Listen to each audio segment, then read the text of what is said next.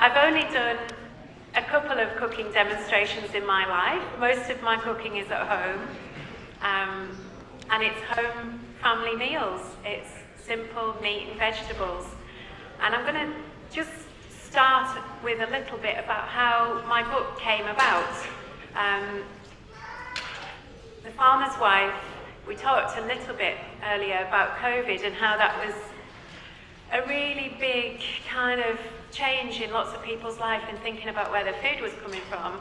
But for me, it was a really big pause in life of chasing around and looking at, running around and doing all the doing of swimming lessons and school runs and shopping and, gosh, all the running around that mums do.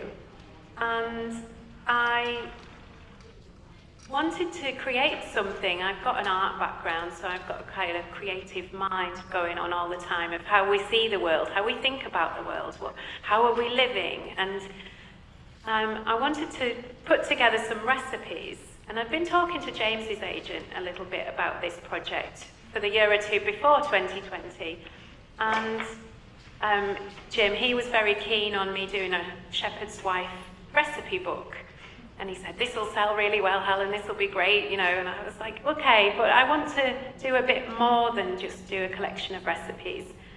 I want to tell stories about what it feels like to be a mum, what it feels like to be the one that is the glue that holds the family together when all the drama's happening, that has to keep their head steady and kind of not lose their mind and get cross with everybody all the time. And that, believe me, that does happen from time to time. I do get cross. But I started putting together these recipes through 2020. And the first piece I wrote was making marmalade with my mum and my grandma. And it was a piece of writing. Now, I hadn't written anything in my own words since I did an art degree 20 years ago, so I didn't quite know whether I could trust this voice in here that whizzes round and what it would look like on the page and whether it would be a load of rubbish. But I had a go, and I wrote the recipe out, and I wrote the piece about making marmalade with my mum and grandma, and printed it off, showed it to James. He walked around the garden, he was reading this, and this is a guy that's been on the top of the bestsellers list for 12 weeks, and sold gazillions of books, and he's a really thoughtful reader. And I thought, hey, he's going to think this is a bit naff, it needs work. And he said, wow, right, yeah, keep going. And he gave me that encouragement when he read my first piece of writing to just say, oh, this is just great, this is about the dynamic of your mum and grandma's relationship, because mum didn't come from a farming background, and she came into this busy farmhouse kitchen with my grandma and had to learn the ropes quite quickly of how things worked seasonally and where everything was stored in the pantry and down in the cellar, and how to use all the vegetables and things.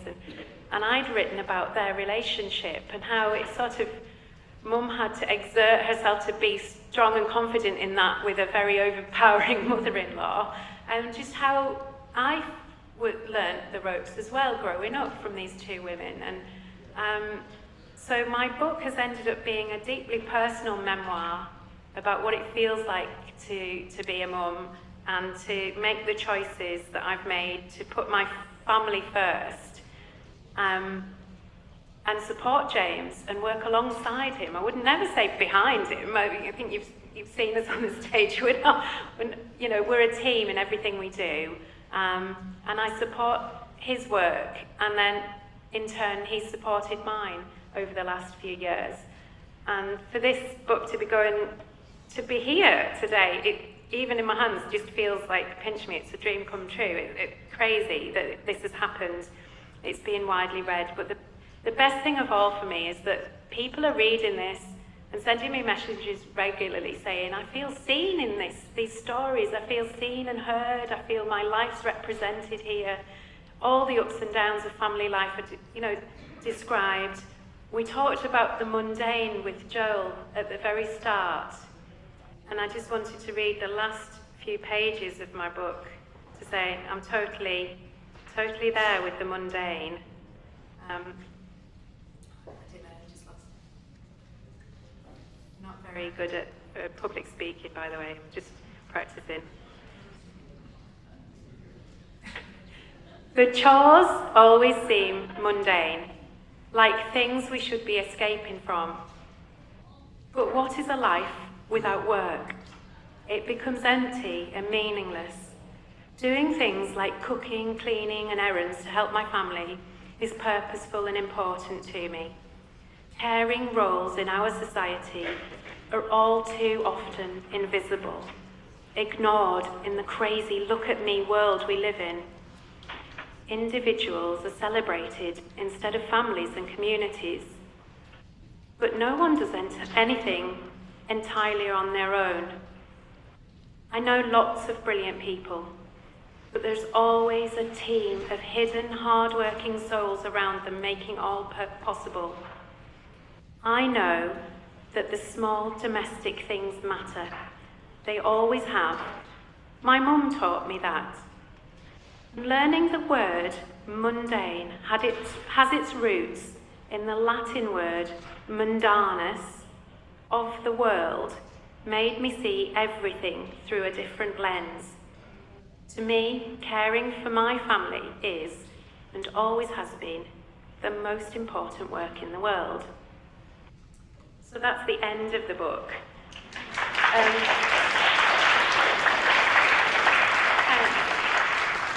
It's just been such a journey since I put those early recipes and those stories together, and working with an editor who helped shape that. James has been my first reader, who's sort of teased out, what are you trying to say here, Helen? What's the essence of this story here? And it's a collection of stories. There's a collection of about 50 recipes interspersed through the book, and it's all family food. And I'm going to make you some English scones.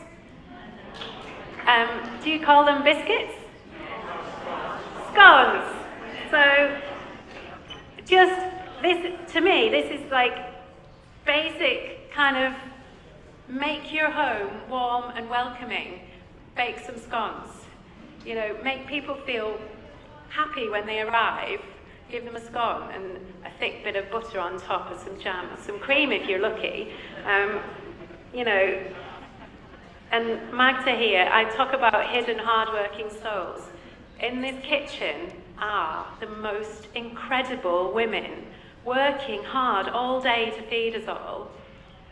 And hi, Isaac. Do you put the jam or the butter on first? Oh, well, north to south in England has jam and cream, you know, it's a very hotly debated topic. What do you think? How do you like your scone? I put the butter on first. Butter on, then jam on, and then cream for me. So, yeah, the ladies, when I first arrived this morning, there was all sorts of things going on in that kitchen. Homemade bread, cookies, salads being prepared, short ribs going in for several hours into a slow oven. And Magda has had the busiest day, and she's prepared all of this on a tray, and I just stand up here and then come and just flake some butter into some flour and make it look like I've done all the work.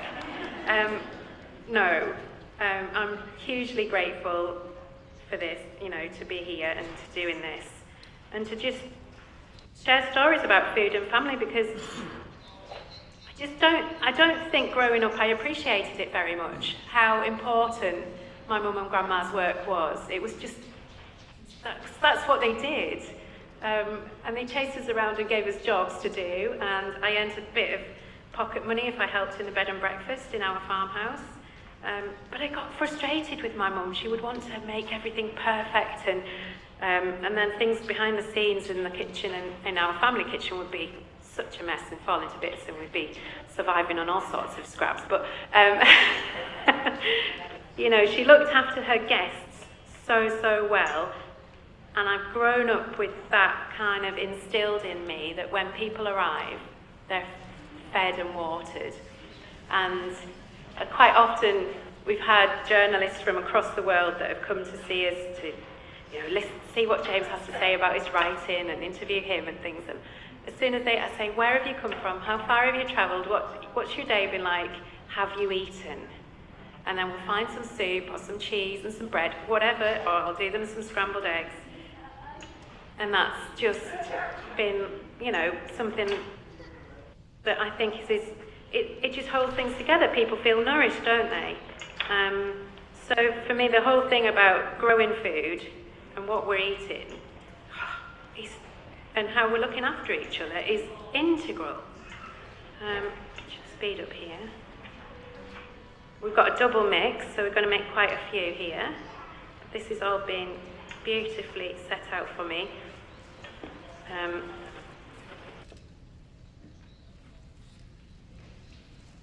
was going to get you to help, Isaac, but I don't know if you washed your hands. You okay? Where's your brother gone? Has he gone for a walk? Yeah. Has anybody got any questions while I'm working away about writing or life in the Lake District or anything at all, however small? Keep me, yeah. Soil, like I said earlier, should look like healthy, should look like rich chocolate cake. Rich chocolate cake isn't very healthy, is it? But it should. Rich, crumbly chocolate cake. And for us, leaving the grass growing longer means that we're getting deep roots. And that's like pumping the carbon down and breaking that soil up and getting the earthworms in. And that pulse grazing that we do, which is where the livestock grazes a third, and then we trample a third, and then we leave a third in the field. That's the secret key to it all, just thirds.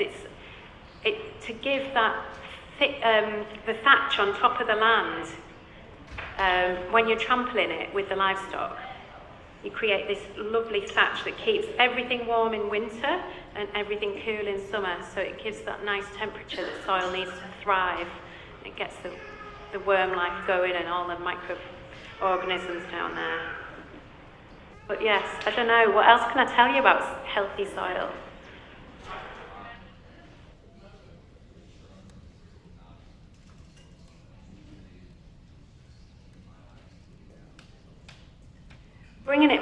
Bringing it back to life with livestock on is magic, and just on manure or like any kind of compost from your garden waste, your kitchen waste, I should say. But there'll be some brilliant gardeners in here that know all about how to look after, a vegetable garden. Hunt them out, find out, what do they do? Yeah.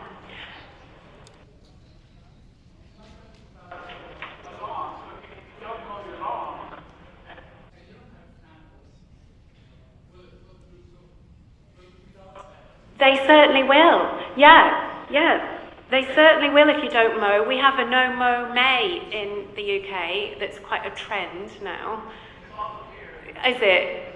Which is great. It lets things get up and going.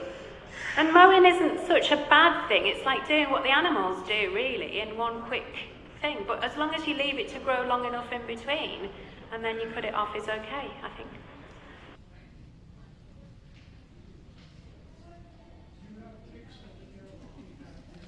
We do, yeah, we do have a few, yeah. Some years can be worse than others. I'm not an expert on that side. I wouldn't know how to, I know that all things in a good ecosystem manage out themselves, don't they? And there's enough predators that would take those ticks out. If you've got good bird life and all sorts of other things going on, that's going to help the tick problem. So, but we do.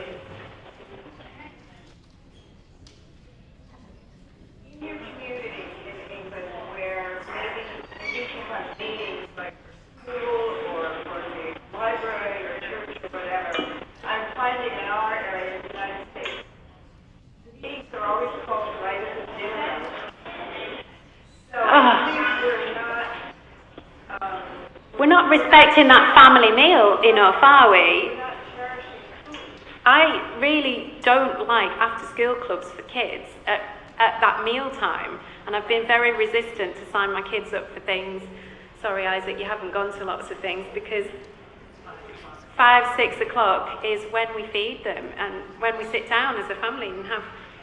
And I had some conversations with my editor about certain lines I was putting in the book about the importance of that family table, and she said, some parents just can't do this, they're working, they're under the cosh with, times and things. And I think I hit a nerve with her rather than I did with anybody else that might read the book. Maybe she was struggling with having to get back for that meal time.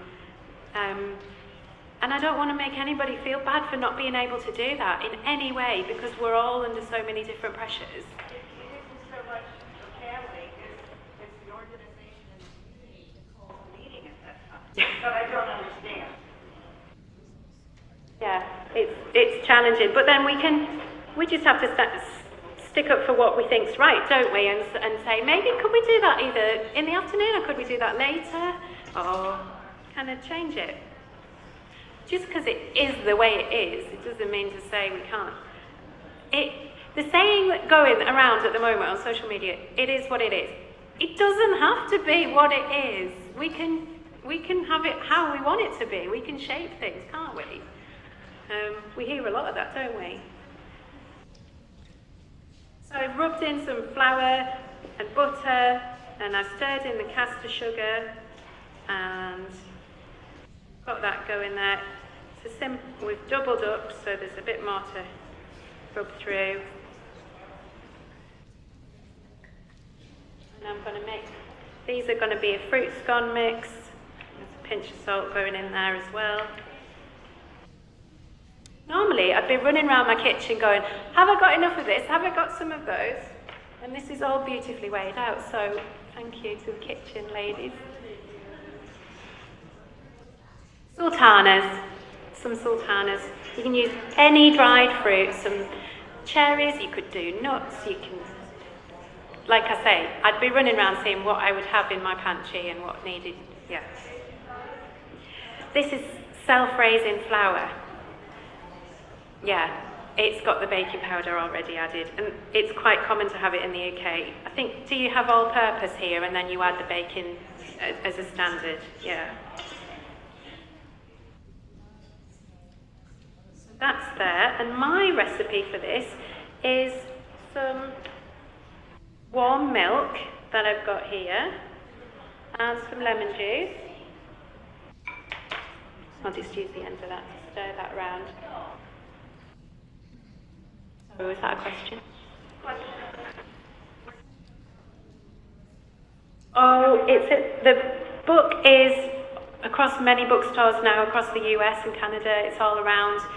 The recipe's in there. Lots of just home cooking that I do regularly. It's a real sort of mix from chocolate cakes to sausage rolls and things that you'll make probably in your own homes, but this is just my way of doing it.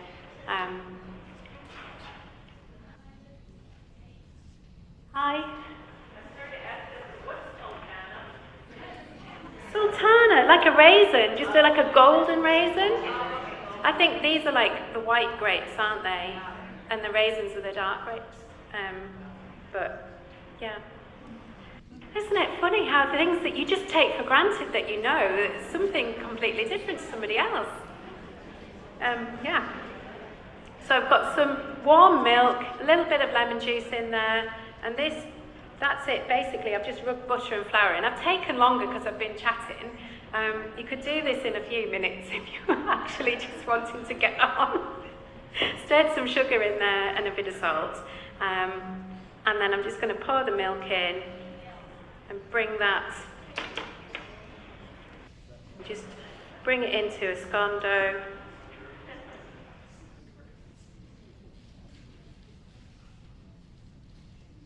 All right, Isaac. Any more questions? Yeah. You said that you don't want to be too purist about it, but how much of the food your family eats comes from your farm? That is a brilliant question, thank you. So, all of our meat comes from our farm except chicken, which I can get locally. And all our eggs, we grow our own eggs. We don't have a dairy cow at the moment, but it's been talked about. And then vegetables I get delivered from a local box scheme. And I do go to the supermarket for groceries, for staples like tins of tomatoes and vinegars and all of that, and washing liquid and all the family stuff that you need. So you could do this with your hands, but I just thought I'd just use the end of this spoon. If I could do without going to the supermarket altogether, I would be happier. But I can't quite. We like rice, we like couscous, we like, some walnuts now and again chopped in a salad, or some crisps and Kit Kat chocolate bars now and again. What else do we like that we shouldn't like? I'm not looking at you. No, with a family of 6, it's entirely that. I've got a thing going on in my mind when I'm shopping for food, which is 80% as good as it can be, 20% not brilliant. And I'm always, if it was just the 2 of us, if just James and I'd get him on like all the sourdough and the plain stuff and like just porridge every morning for breakfast and things, but the kids are the kids, and I don't want you growing up completely restricted from, some of the things that you do like. And they're going to get it, aren't they? If they're not going to get it at home, they're going to find a way. That's come quite nicely together. You make scones and biscuits, don't you? You're not watching me, are you now? All these professional ladies sitting here watching this, I'm like, they've done this. Yeah, any tips? So I'm curious about the consistency, because you might appreciate this. I have a friend who always explains the consistency of her meat. Based on soil, she always says, your pie dough should be like a nice small. Oh, that's nice. I'm wondering, is this like dairy mixed and sort of like a clay, or is it? Oh, it's really light and spongy at the moment. I maybe should have put slightly less liquid in and but it's coming together really well. We're just going to do that and show you. I'm glad there's no video over the top of me showing you the bowl. But look, it's coming off my hands quite nicely. And then we'll do it like on the table. I don't want to I was just going to say, I don't want to overwork it because the scone should be quite light. So I brought it together and I'm just sort of pressing it.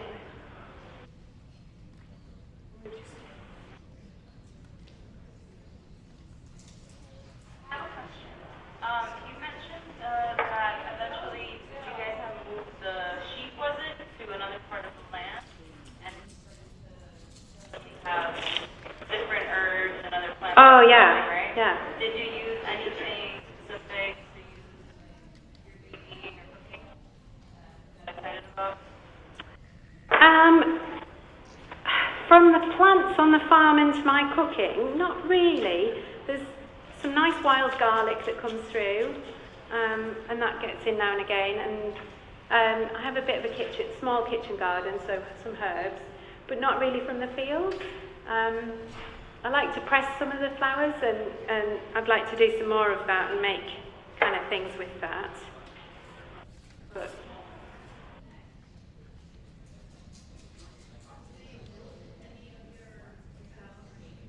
No, we don't. They're beef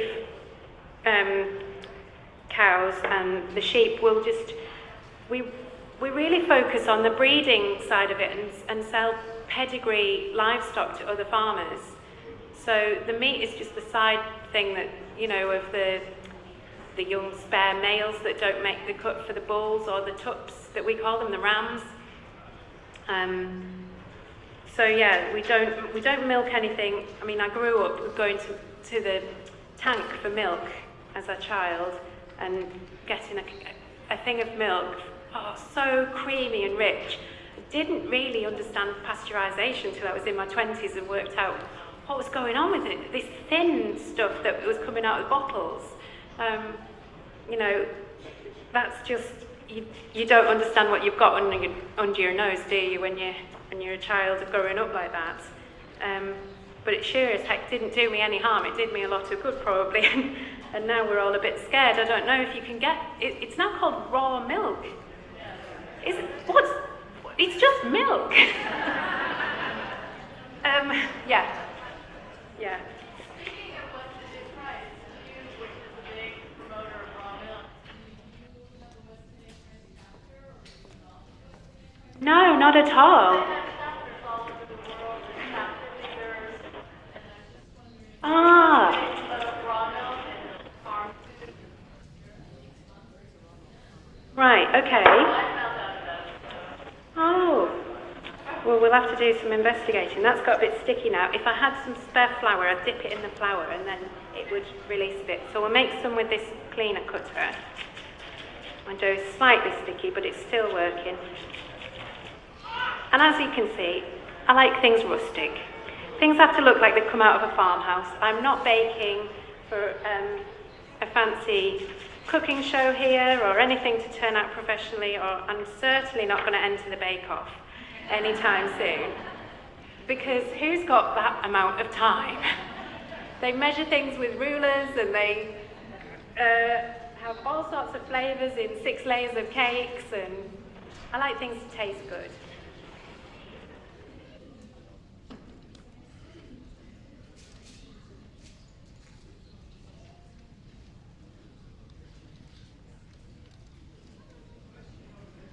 Hello? Hi?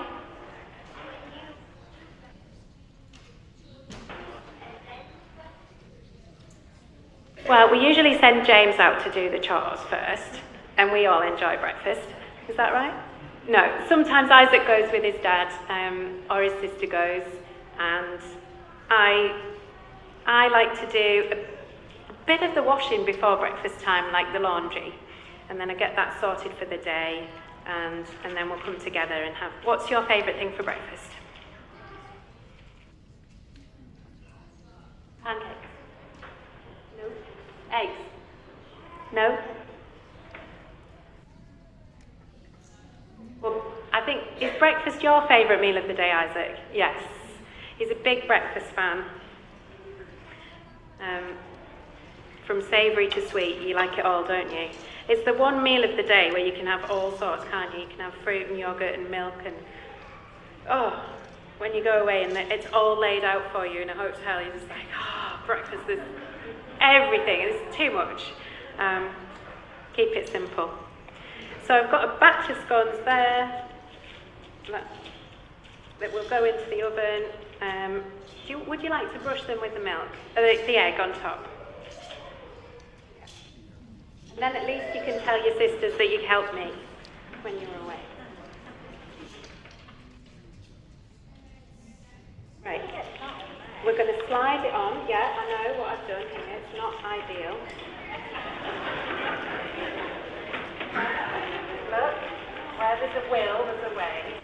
Pull it on, Isaac. Push, push, push, push, push, push.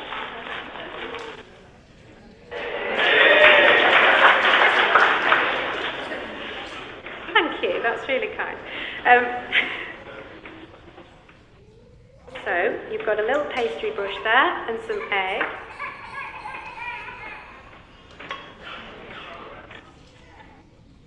This, we've got really good Irish butter here, grass-fed. I buy this as well in the UK. But if we did get a dairy cow, we'd be making our own butter, because my grandma made her own butter, and it was the best. It really was.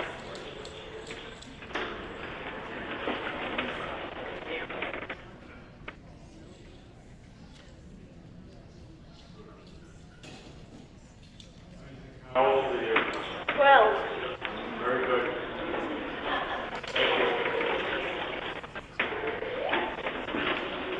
It's important for me that it's not just the girls that learn the cooking in the family, it's the boys as well. So Isaac's got his banana bread recipe in the book.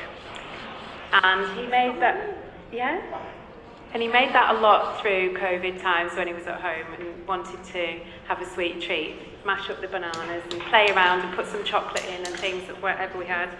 And I want to raise the kids so that they know that the inside work in the house is every bit as important, if not more important, than the work that's done outside the house, because it's not just about the farming, because everybody comes into the family table and they're well fed, and that's essential to having energy to do the work outside. So you can't do one without the other, and it's the same in every household.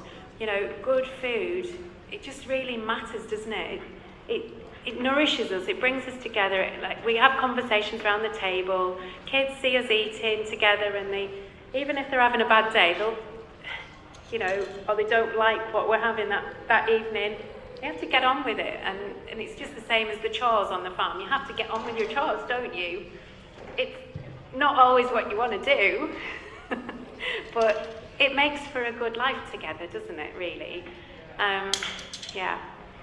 So the whole book is my heart and soul about all those things, from baking birthday cakes that get eaten by the dog to trying to get the planning permission on the farm and supporting James wholeheartedly, even when, you know, we were up against it financially and all sorts of things.